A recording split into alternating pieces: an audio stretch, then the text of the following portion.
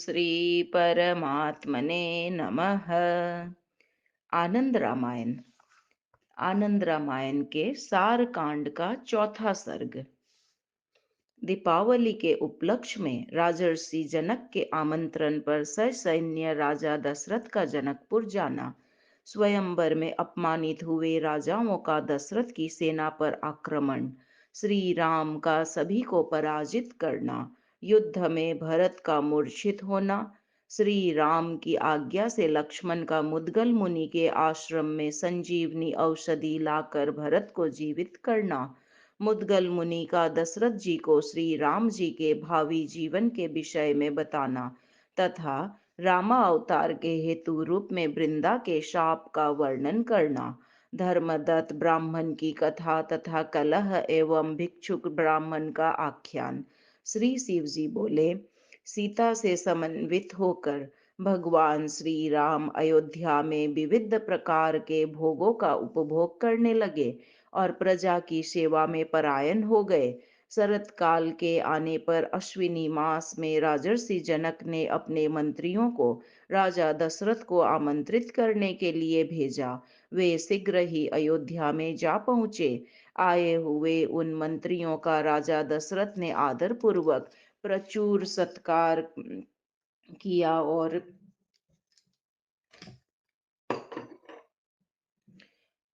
मंत्रियों का राजा दशरथ ने आदर पूर्वक प्रचुर सत्कार किया और उनसे आगमन का प्रयोजन पूछा। वे मंत्रीगण भी उन्हें प्रणाम करके उनसे कहने लगे, आपके मित्र राजा जनक जी ने दीपावली महोत्सव के अवसर पर आपको परिवार सहित मंत्रियों के साथ और पुरवासी तथा जनपद निवासी जनों को लेकर आने की सादर प्रार्थना की है। उनके इस प्रकार वचनों को सुनकर दशरथ जी ने अपने दूतों को आज्ञा दी कि नगर तथा राष्ट्र में यह घोषणा करवा दी जाए कि सभी जनों को मिथिला में जाना है।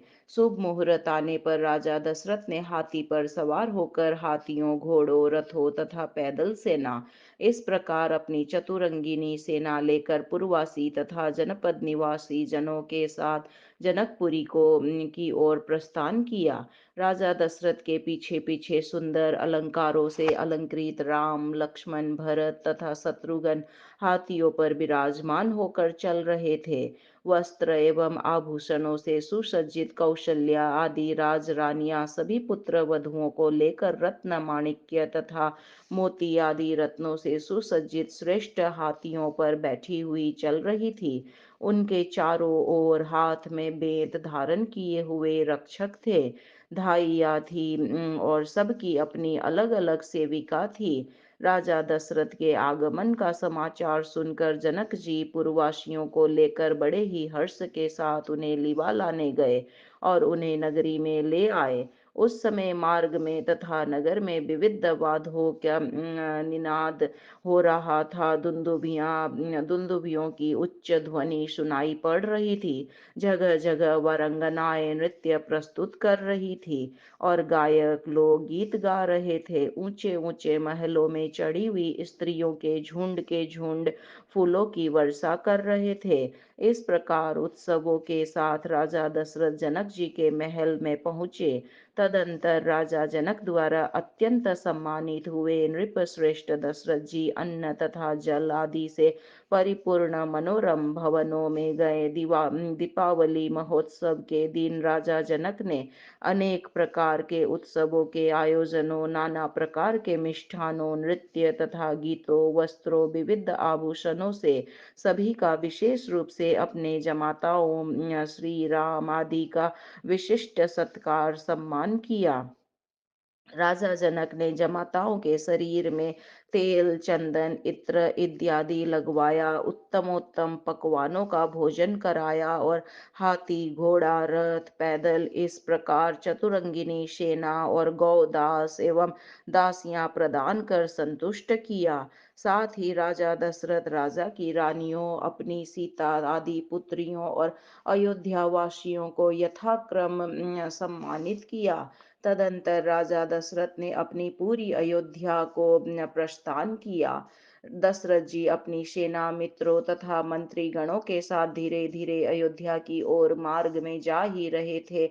तभी इसी समय मार्ग में सीता के धनुर्यज्ञ में जो राजा राम के द्वारा धनुष तोड़ने पर भग्न आशा वाले हो गए थे, उस समय भारी संख्या में वे ही वीर राजा पूर्व वैर का स्मरण करते हुए सेना सहित आ पहुंचे और उन्होंने मार्ग में राजा दशरथ को घेर लिया। उनको देखकर राजा अत्यंत घबरा गए और उन्होंने अपने बंधु बांधवों तथा मंत्रियों के साथ विचार विमर्श किया कि यह क्या हो गया। इसी बीच जब राम ने अपने पिता के विषय में सुना कि वे महान चिंता में डूबे हुए हैं, तो वे लक्ष्मण को साथ लेकर शीघ्र ही उनके पास पहुंचे। राम ने पिता दशरथ जी को प्रणाम किया और बड़ी ही विनम्रता से कहने लगे, हे तात, हे राजन, मेरे रहते आपको कोई चिंता नहीं करनी चाहिए। मैं क्षण भर में इन सबको मार डालूंगा। आप मेरा चमत्कार देखिए। राम जी का यह वचन सुनकर राजा दशरथ ने रघुत्तम राम को गले लगाया और हंसने लगे। तुम अभी बालक हो, फिर कैसे युद्ध की इच्छा रखते हो? इस अरण्य में इन दुष्ट राजाओं ने मुझे कुटुंब सहित घेर लिया है। मैं स्वयं ही युद्ध के लिए जाऊंगा, तुम सेना की रक्षा करो। पिता के ऐसे वचन सुनकर श्री राम पुनः उनसे बोले, जब आप युद्ध में मेरी शक्ति को कुंठित देखें, तब आप मेरी सहायता करें। इस समय आप यहीं पर ठहरे। हे तात, आप मेरे कथा अनुसार कुटुंब सहित अपनी संपूर्ण सेना की रक्षा करें। पिता से इस प्रकार कहकर और उन्हें प्रणाम कर धनुष और बाण से सुसज्जित रथ पर आरूढ़ होकर श्री राम चल पड़े। लक्ष्मण भी उनके पीछे पीछे चले। श्री राम और लक्ष्मण को जाता देखकर भरत तथा शत्रुघ्न भी पीछे पीछे चल पड़े। उन सब के साथ राजा दशरथ ने 10,000 सैनिकों वाली सेना भेजी। तदंतर वे सभी राजा रथ में बैठे हुए उन रघुत्तम श्री राम को देखकर परस्पर एक दूसरे को बताने लगे कि यही राम है जो अपने पिता के रथ में बैठकर आया है। यह महान ओजस्वी है, इसके कंधे ऊंचे एवं विशाल है। यह दशरथ की आज्ञा से उनके शास्त्रास्त्रों से परिपूर्ण रथ पर बैठकर आया है। इस रथ में कचनार पुष्प के समान आभा वाली ऊंची ऊंची ध्वजा पताकाएं लगी है। इस प्रकार से कहते हुए रथों पर सवार वे सभी राजा युद्ध करने के लिए सामने आ खड़े हुए। तब उनके बीच भीषण संग्राम छिड़ पड़ा। एक दूसरे पर अस्त्र शस्त्र, भिंदी पाल, शतघ्नी तथा परशु आदि से प्रहार करने लगे। वे राजा लोग राम की सेना को छोड़कर सीधे ही राम से युद्ध करने लगे। उन्होंने अपने महान शस्त्रों तथा बाणों से आकाश को व्याप्त कर डाला। उन सभी राजाओं को राम से ही युद्ध करते देख लक्ष्मण, भरत तथा शत्रुघ्न भी शीघ्र ही उधर दौड़ पड़े। उस समय उनके बीच कार्तिकेय और तारकासुर के समान अत्यंत दारुण युद्ध होने लगा। तदंतर उन राजाओं ने अपने शस्त्रों की मार से भरत को बींध डाला। तब भरत मूर्छित होकर रथ से जमीन पर गिर पड़े। भरत को भूमि पर गिरा देखकर उन राजाओं ने बाणों की वर्षा शत्रुघ्न को भी बिंध कर डाला। उन्हें भी रथ विहीन करके वे राजा लक्ष्मण की ओर दौड़े और अपने सुतीक्ष्ण बाणों से उन्होंने युद्ध करते हुए लक्ष्मण को भी घायल कर दिया। उसी प्रकार उन राजाओं ने राम को भी बाणों की वर्षा से आच्छादित कर दिया। तदंतर श्री राम ने उस युद्ध में पालकियों की झालरों से झांकती हुई कौशल्या आदि माताओं, सीता भाइयों की पत्नियों, पिता दशरथ और मंत्री गणों के देखते देखते ही लीला पूर्वक अपने महान धनुष की टंकार की और वायव्यास्त्र का संधान कर उन सभी राजाओं को सूखे पत्तों की भांति उड़ाकर समुद्र के किनारे फेंक दिया और बचे हुए राजाओं को मोहनास्त्र से मूर्छित कर डाला।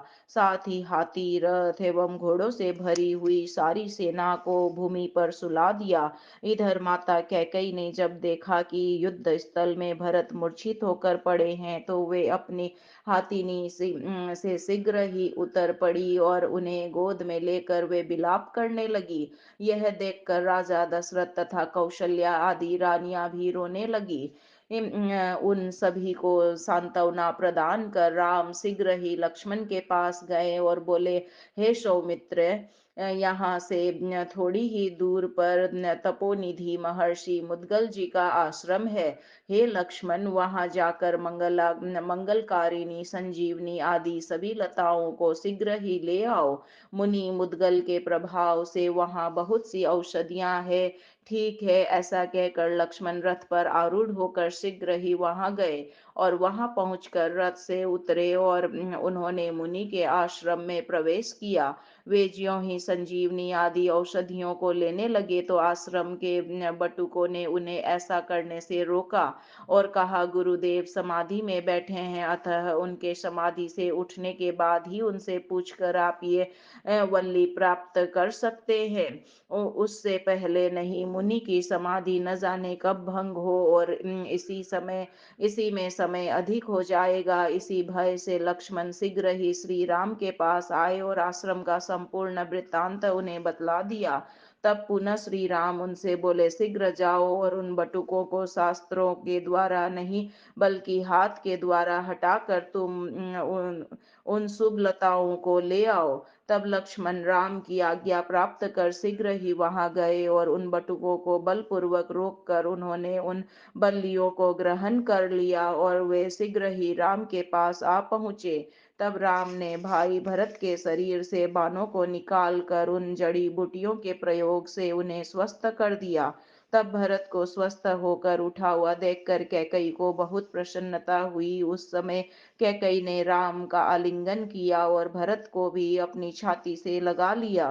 राजा दशरथ ने भी अत्यंत प्रसन्न होकर रघुश्रेष्ठ श्री राम का आलिंगन किया और उन्होंने उस प्रसन्नता के अवसर पर गुरु तथा ब्राह्मणों के साथ अनेक मांगलिक उत्सवों को करवाया। इधर मुनि की समाधि के पूर्ण हो जाने पर सभी बटुकों ने हाहाकार करते हुए मुनीश्वर मुद्गल जी को सार समाचार बतलाया। वे मुनि भी आश्चर्यचकित हो उन बटुकों से कहने लगे, यह लक्ष्मण कौन है? किस लिए उसने औषधियों को ग्रहण किया है और किसकी आज्ञा से औषधि वृक्षों को हरण किया? यह सारा समाचार जानकर तुम लोग शीघ्र ही चले आओ। बहुत अच्छा, ऐसा कहकर वे शीघ्र ही राजा दशरथ के पास गए और कहने लगे, आप कौन है? किस कारण आपने लक्ष्मण के हाथ ये वे औषधि लताएं मंगाई है? उन ब्रह्मचारियों को क्रोध से भरा देखकर राजा अत्यंत चिंता में पड़ गए और बोले, मैं दशरथ हूँ। मूर्छित भरत को स्वस्थ करने के लिए मेरी आज्ञा से लक्ष्मण इन औषधियों को लाया है। मेरा प्रणाम कहकर मुनि मुद्गल को आप लोग सब समाचार बता दे। मैं भी उन मुनि को प्रसन्न करने के लिए शीघ्र ही आ रहा हूँ। तदंतर वे सभी ब्रह्मचारी लौट आए और उन्होंने मुनि से राजा दशरथ का नाम आदि समस्त वृत्तांत बतला दिया। श्री राम के पिता का दशरथ यह नाम जैसे ही सुना वैसे ही उन मुनि ने शीघ्र ही क्रोध का परित्याग कर ज्यों ही उनके दर्शन के लिए वहां जाने का विचार किया, त्यों ही उन्होंने राजा दशरथ को अपने समक्ष पाया। दोनों हाथ जोड़कर प्रणाम करते हुए तथा प्रार्थना करते हुए उन राजा दशरथ को मुनि ने उठाया और आदर भाव से उनका सम्मान किया। राम आदि राजपुत्रों तथा कौशल्या आदि रानियों ने भी मुनि का स्तवन किया और वे वहीं खड़े हो गए। मुनि मुद्गल की पत्नी सुमति ने उन सभी का विशेष रूप से राजपत्नियों का स्वागत सत्कार किया। तदंतर राजा दशरथ ने मुनि की बार बार स्तुति करते हुए कहा, हे मुने, मुझ राजा के द्वारा जो अपराध हुआ है उसे आप क्षमा कर दे। मुनि मुद्गल दशरथ जी से बोले, आपने मुझ पर बहुत उपकार किया है, नहीं तो ध्यान में स्थित मुझे सीता सहित आपके पुत्र श्री राम का दर्शन कैसे होता? वे तो माया से मानव शरीर धारण किए हुए हैं। उनके इस प्रकार के वचनों को सुनकर और मुनीश्वर मुद्गल जी को अत्यंत प्रसन्न जानकर दशरथ जी ने उन्हें प्रणाम किया और उनसे कुछ पूछने की दृष्टि से बोले।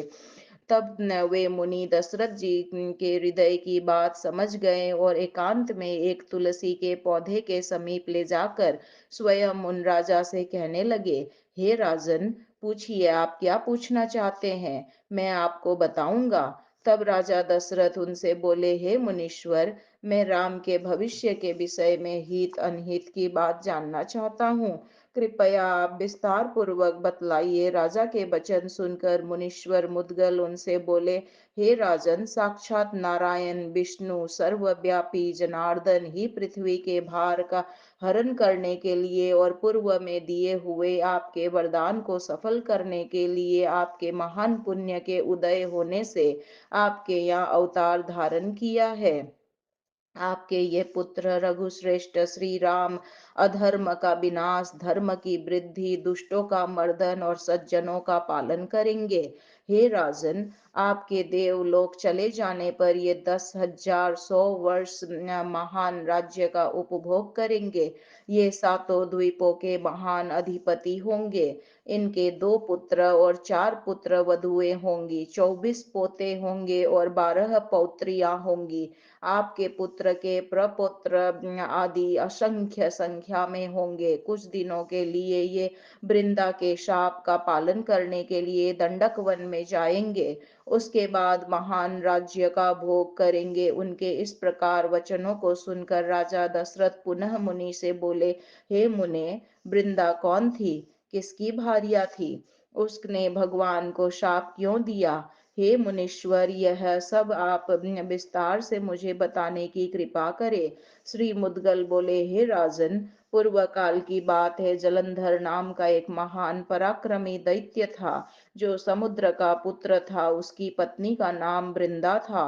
वृंदा महान पतिव्रता थी। उसी के पतिव्रत का प्रभाव था कि दैत्य जलंधर देवताओं के लिए ही नहीं, अपितु भगवान शिव के लिए भी अजय बना हुआ था।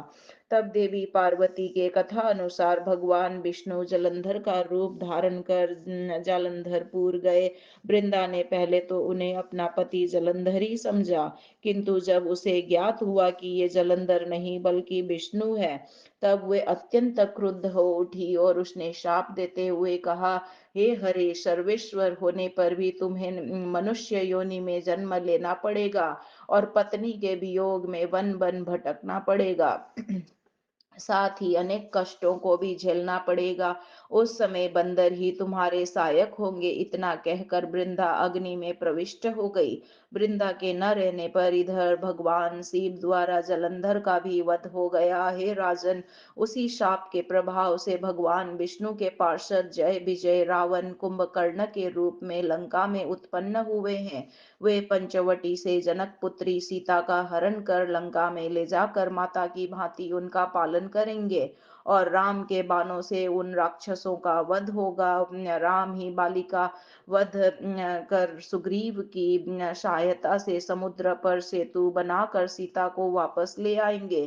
तत्पश्चात वे तीर्थ यात्रा, अनेक यज्ञों में संपादन और बंधु बांधवों के साथ आनंद का उपभोग करेंगे तथा सातों द्वीपों की रक्षा करेंगे। हे राजन, आपको यह बात गुप्त रखनी होगी, कहीं पर भी किसी से भी प्रकट करनी नहीं होगी। श्री शिव जी बोले, हे पार्वती, इस प्रकार से मुनि मुद्गल जी ने श्री राम का संपूर्ण भविष्य संबंधी चरित्र बता दिया।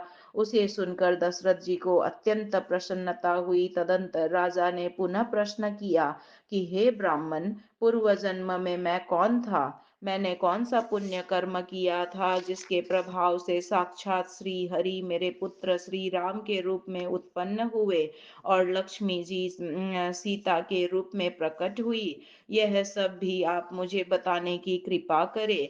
राजा का यह वचन सुनकर मुनि मुद्गल ने पुनः कहा, प्राचीन काल की बात है। सह्याद्री पर्वत पर करवी करवीरपुर नगर में धर्मदत्त नामक एक ब्राह्मण थे। वे बड़े ही धर्मात्मा थे, विष्णु का व्रत रखते थे और भली भांति भगवान विष्णु की भक्ति में तत्पर रहते थे। वे ओम नमो भगवते वासुदेवाय इस 12 अक्षर मंत्र का निरंतर जाप करते रहते थे। वे अत्यंत अतिथि प्रिय थे। एक बार की बात है, कार्तिक मास उपस्थित हुआ। रात्रि रात्रि में जागरण करके वे चौथे पहर में भगवान विष्णु की पूजा सामग्री को लेकर विष्णु मंदिर जा रहे थे। उसी समय उन्होंने देखा कि एक राक्षसी भयंकर गर्जना करते हुए सामने से आ रही थे। उसके दांत टेढ़े थे, उसकी जीभ लपलपा रही थी, वह वस्त्रों से विहीन थी, उसके नेत्र अत्यंत रक्त वर्ण के थे, उसके शरीर का सारा मांस सूखा हुआ था, उसके ओष्ठ लंबे थे और वह हर घर घर ध्वनि कर रही थी। उसे देखकर ब्राह्मण धर्मदत्त अत्यंत भयभीत हो उठे। उनका शरीर थर थर कांपने लगा। डर के मारे उन्होंने अपनी पूजा की सारी सामग्री तथा जल वेग पूर्वक उस पर फेंका और वे बार बार हरि का नाम लेकर तुलसी युक्त जल उस पर फेंकने लगे। इस कार्य का ऐसा प्रभाव हुआ कि उस राक्षसी के समस्त पाप धुल गए और उसे अपने पूर्व जन्म के कर्मों का स्मरण हो आया। अपनी वैसी अवस्था देखकर उसने शीघ्र ही ब्राह्मण के चरणों में दंडवत प्रणाम किया और वह कहने लगी। कलह बोली, हे ब्राह्मण, पूर्व जन्म के कर्म विपाक से मेरी यह दशा हुई है। अब मैं कैसे पुनः उत्तम गति प्राप्त करूंगी, इसे आप बताने की कृपा करें। मुनि मुद्गल बोले, उस दुखी तथा शरण में आई हुई और अपने दुष्कर्मों को बताने वाली राक्षसी को देखकर ब्राह्मण धर्मदत्त को बड़ा आश्चर्य हुआ और वे उससे बोले, हे राक्षसी, तुम किस कर्म परिणाम स्वरूप इस दशा को प्राप्त हुई हो? तुम कहाँ से यहाँ आई हो और तुम्हारा स्वभाव कैसा है? ये सब मुझे विस्तार पूर्वक बताओ। कलह बोली, हे ब्राह्मण, सौराष्ट्र नगर में भिक्षुक नामक एक ब्राह्मण रहते थे।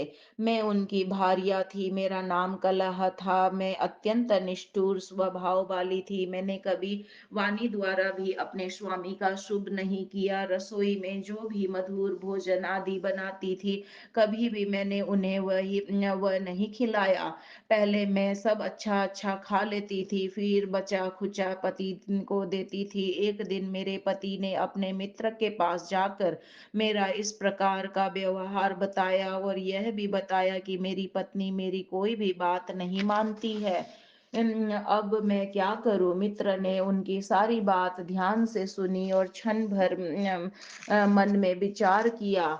तत्पश्चात उनके मित्र ने मेरे पति से कहा, हे मित्र, मैं तुम्हें एक उपाय बताता हूँ। तुम अपनी पत्नी से सदा उल्टी बात कहा करो। वह तुम्हारे कहे वाक्य के विपरीत अवश्य करेगी। इससे तुम्हारा अभिष्ट कार्य सिद्ध हो जाएगा। उनसे ऐसा ही कहूंगा। यह कह करके मेरे पति घर वापस आ गए और मुझसे बड़े प्यार से कहने लगे, हे भारिये, मेरा मित्र बहुत दुष्ट है। उसे तुम भोजन के लिए कभी भी यहाँ न बुलाया करो। आप अपने पति के इस प्रकार वचन सुनकर मैंने अपने स्वामी से कहा, आपका वह मित्र तो सज्जनों द्वारा सम्मानित और ब्राह्मणों में अत्यंत श्रेष्ठ है। मैं उन्हें आज ही भोजन के लिए बुलाती हूँ। इतना कहकर मैं स्वयं गई और पति के मित्र को बुला लाई। तब से लेकर मेरे पति विपरीत वचनों द्वारा ही मुझे कार्य करवाने लगे। एक दिन की बात है, मेरे पति के पिता का श्राद्ध था। उस दिन पति मुझसे बोले, हे प्रिय, आज मेरे पिता का छयाह श्राद्ध है, किंतु मैं श्राद्ध नहीं करूंगा। पति का वो वचन सुनकर मैंने श्राद्ध के लिए सभी ब्राह्मणों को निमंत्रित किया और पति को धिक्कार भी कि आप श्राद्ध क्यों नहीं करते? पुत्र होते हुए भी क्या आप पुत्र के धर्म को नहीं जानते? आपकी गति क्या होगी? वे पुनः मुझसे बोले, आज तुम भोजन मत बनाना। हे प्रिय, मैं तुमसे बहुत से ब्राह्मणों को निमंत्रित मत करना।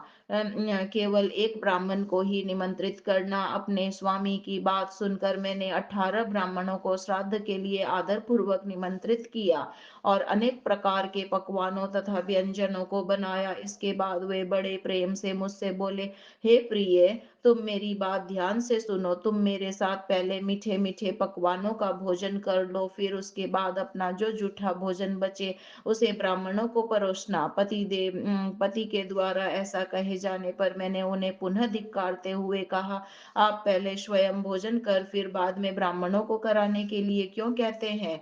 इस प्रकार मना करते करते किसी तरह उन्होंने सभी अंगों सहित श्राद्ध पूरा किया। पिंडदान आदि सब कर चुकने पर अनंतर पति मुझसे बोले, आज मैं उपवास करूंगा, इसमें संदेह नहीं है। तब मैंने अनेक प्रकार के मिष्ठानों का उन्हें भोजन कराया।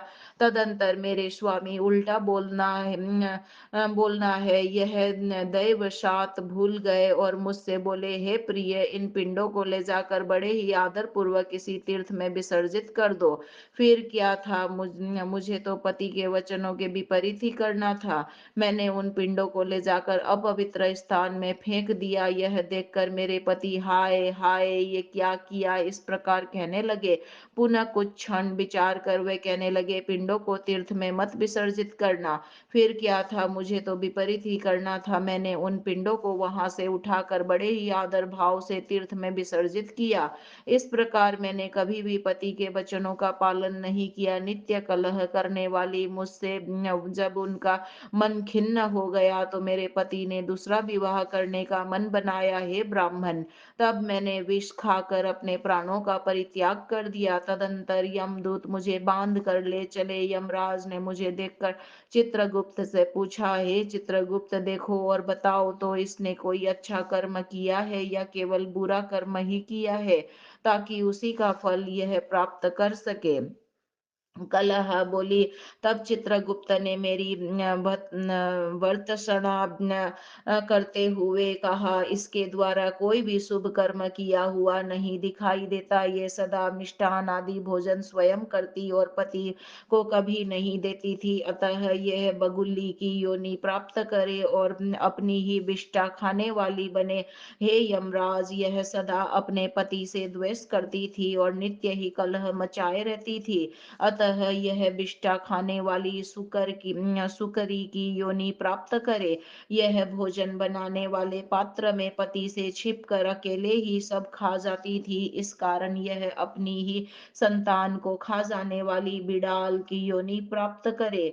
साथ ही पति के उद्देश्य से इसने आत्मघात किया है। अतः यह अति निंदित प्रेत योनि में अकेले ही रहे। अब इसे यमदूतों के द्वारा मरुत देश में भेज देना चाहिए। वहां यह प्रेत शरीर पाकर चिरकाल तक रहे और यह अशुभकारिणी पूर्वोक्त तीनों निंदित योनियों को प्राप्त करे। कलह बोली, हे ब्राह्मण, तदंतर क्षण भर में ही यमदूतों ने मुझे मरुत स्थल में पहुंचा दिया। मुझे प्रेत शरीर प्रदान कर वे दूत यमलोक को लौट गए। वे वही मैं 15 वर्षों से इस प्रेत शरीर से यहाँ पर स्थित हूँ। मैं अपने दुष्कर्मों के परिणाम स्वरूप अत्यंत दुखी हूँ और भूख प्यास से पीड़ित रहती हूँ। इस प्रकार भूख से पीड़ित मैं एक वैश्य के शरीर में प्रविष्ट होकर दक्षिण देश में कृष्ण एवं वेणी नदी के संगम पर आई। वैश्य शरीर से मैं जब उस पवित्र संगम पर रह रही थी तो भगवान शिव तथा विष्णु के गणों ने मुझे बलपूर्वक उस वैश्य के शरीर से अलग कर दिया। तदंतर हे द्विज, भूख से अत्यंत पीड़ित होते हुए तथा इधर उधर भ्रमण करते हुए मुझे आप दिखाई दिए। आपके हाथ से मुझ पर छोड़े गए तुलसी पड़े जल के स्पर्श मात्र से मेरे सारे पाप धुल गए हैं। अतः हे विप्रेंद्र, अब आप ऐसी कृपा करें जिससे मैं आगे होने वाली 3 योनियों से मुक्त हो जाऊं और मेरा यह प्रेत शरीर छूट जाए। हे मुनि श्रेष्ठ, मैं आपकी शरण में आई हूँ, मेरा उद्धार कीजिए। कलह के इस प्रकार के वचनों को सुनकर उस पाप कर्मों से भयभीत, दुखी एवं आश्चर्य युक्त होकर वह और उसके पश्चाताप को देखकर कृपा परायण चित्त वाले वे ब्राह्मण बहुत देर तक सोच विचार करने के बाद दुख पूर्वक उससे ये मधुर वचन बोले। चौथा सर्ग यहाँ संपूर्ण हुआ। राम राम राम राम राम राम राम राम राम राम राम राम। हे नाथ मैं आपको भूलू नहीं भूलू नहीं, मेरे नाथ मैं आपको भूलू नहीं। आप मेरे हो मेरे केवल आप ही हो। आपके बिना मेरा कोई नहीं है नाथ, मैं आपको भूलू नहीं भूलू नहीं भूलू नहीं।